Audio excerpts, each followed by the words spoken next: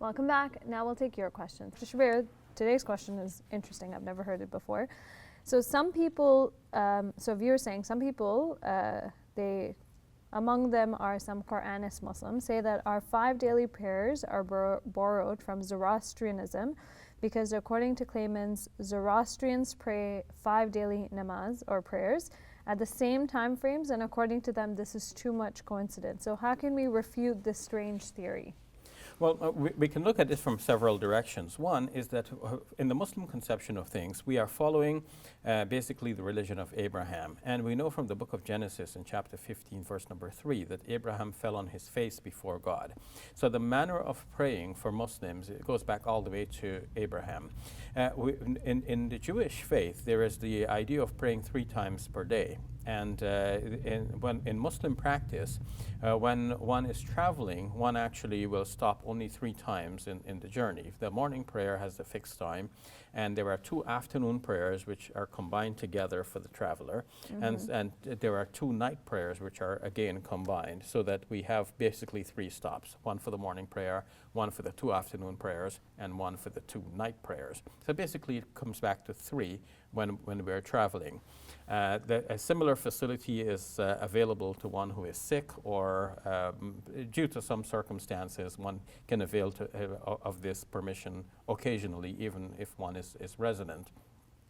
So basically there are 3 prayers that get expanded to 5 when one is a resident and one has the all of the facilities available to spread it out and worship more, which is not a bad thing.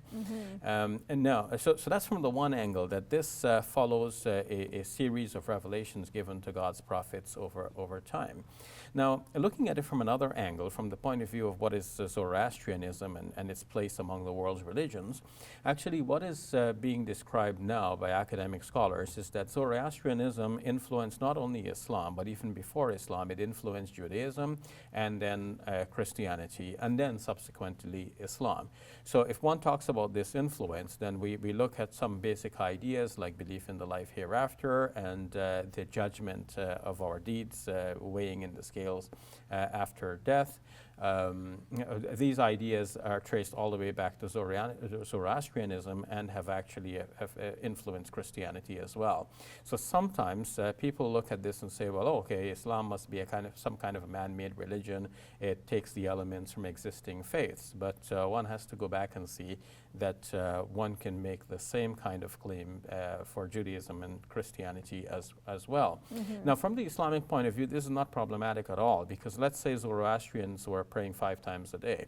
Let's say Zoroaster himself was a prophet of God. Well, none of that is strange to Muslim thinking, because we understand that Islam is a religion that God has revealed to prior prophets before our Prophet Muhammad, peace be upon him.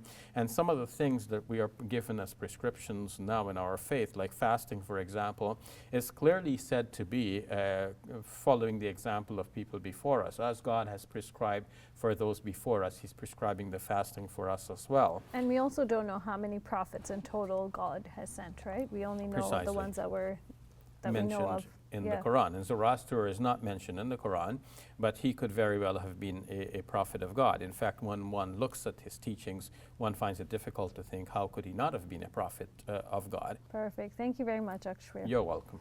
Hey YouTube, we hope you benefited from this video. If you liked it, or if you didn't, let us know in the comments below.